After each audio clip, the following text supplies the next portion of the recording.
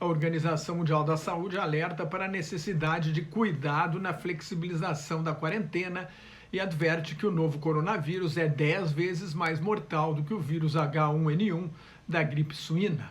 O total de casos confirmados no mundo inteiro deve chegar amanhã a 2 milhões de pessoas, com quase 120 mil mortes e 444 mil pacientes recuperados. Nos Estados Unidos, o total de mortes no estado de Nova York passa de 10 mil, mas os números de casos, de internações em centros de terapia intensiva e de mortes caíram um pouco. Os Estados Unidos têm o maior número de casos, mais de 586 mil, 3 vezes mais do que a Espanha, que vem em segundo lugar com mais de 170 mil casos, seguido da Itália com 159.500 e da França com quase 137 mil casos. E depois vem a Alemanha com mais de 130 mil casos em número de mortes. Os Estados Unidos têm 23.640 óbitos, seguidos da Itália com 20.465, da Espanha com 17.756, da França com 14.967 mortes e do Reino Unido, onde houve 11.329 mortes pela Covid-19.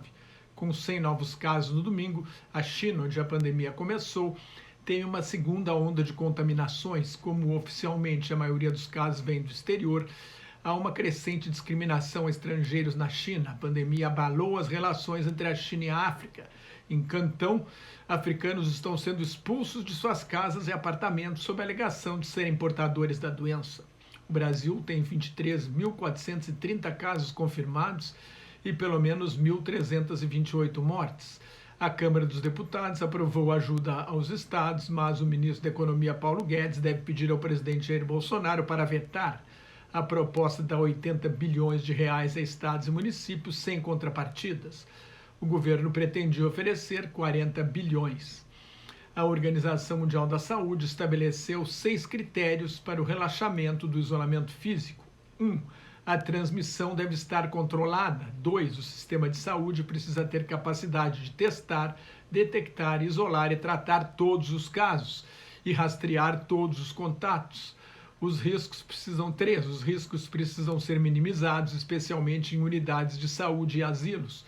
4. As escolas, os locais de trabalho e outros pontos de concentração de pessoas precisam tomar medidas preventivas. 5.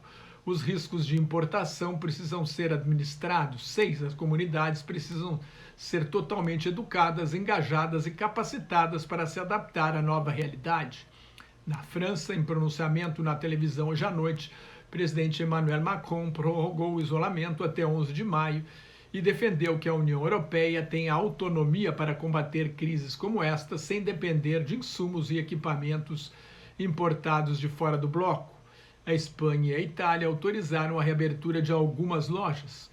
Quando se livrarem da pandemia, os países do sul da Europa, Portugal, Espanha, França, Itália e Grécia, terão de enfrentar recessões econômicas profundas, por isso a reabertura do comércio. Nos Estados Unidos, o presidente Donald Trump entrou numa queda de braço com governadores que pretendem manter as medidas de confinamento e coordenar entre si a reabertura da economia com os estados vizinhos. Trump insiste em que o presidente tem o poder de reabrir o comércio.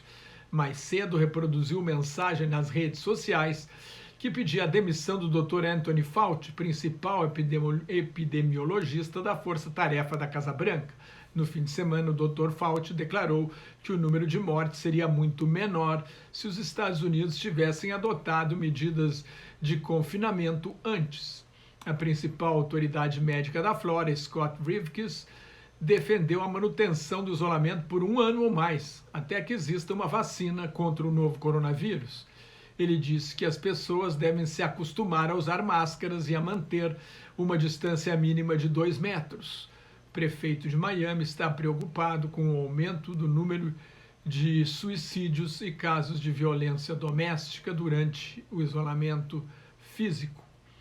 Mais notas e comentários sobre política internacional no meu blog Globalização em Crise, que está em nelsonfrancojobim.blogspot.com, no meu Twitter e no Facebook. Cuide-se e muito obrigado.